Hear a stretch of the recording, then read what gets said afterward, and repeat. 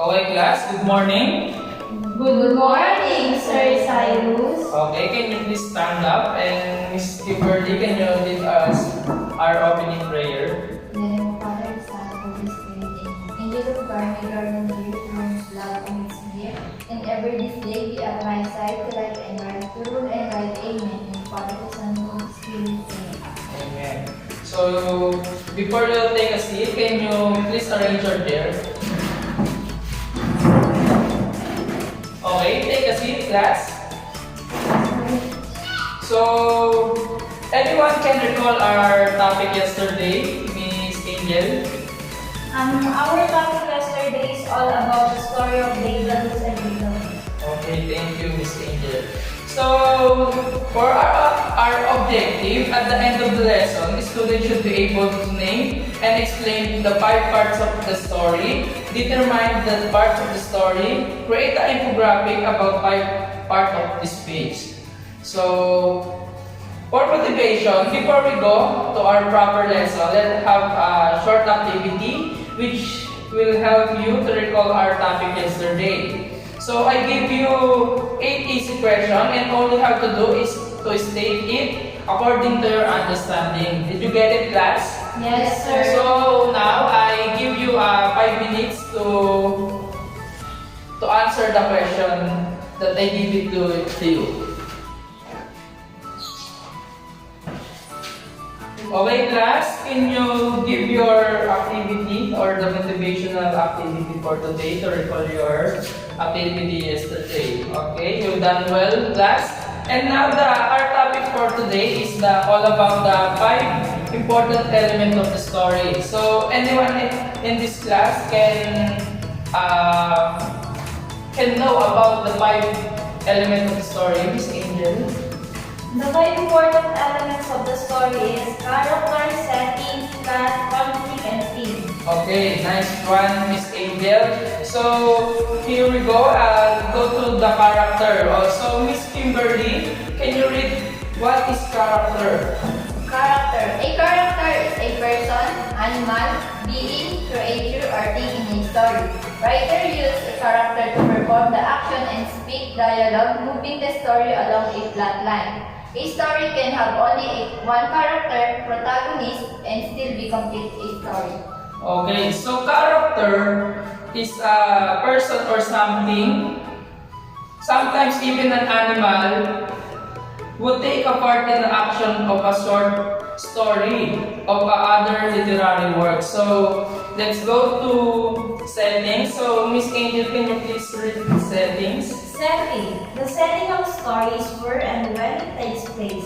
In other words, the story setting involves both time period and geographic region, as well as individual locations within that region, such as characters, house, workplace, or favorite coffee shop. Okay, so the setting of the story is the time or a place in which it happened. So sometimes some example of the settings is the such character house, workplace, or a favorite coffee shop.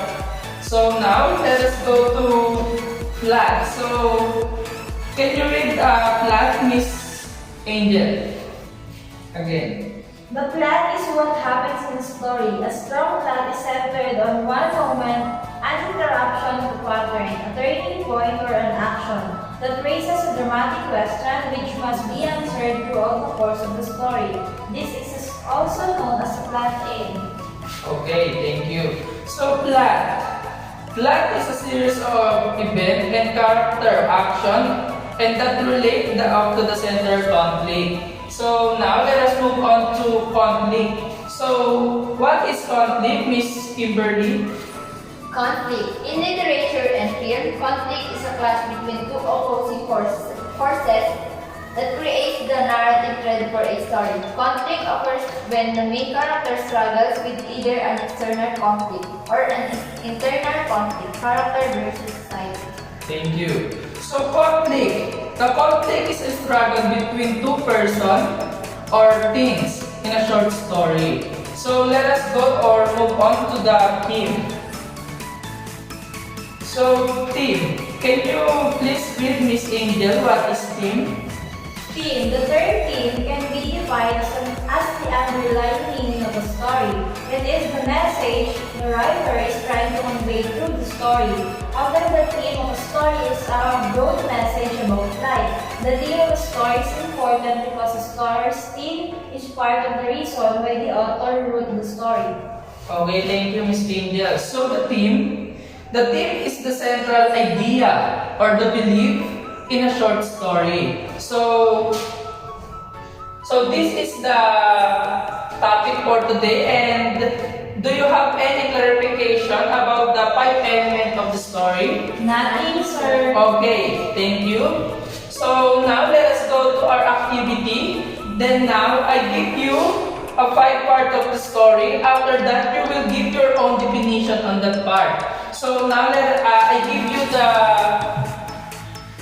quiz book or the activity book. So now let us answer, and I give you 10 minutes to do this task or this activity. Okay, thank you class. Can you give it to me? And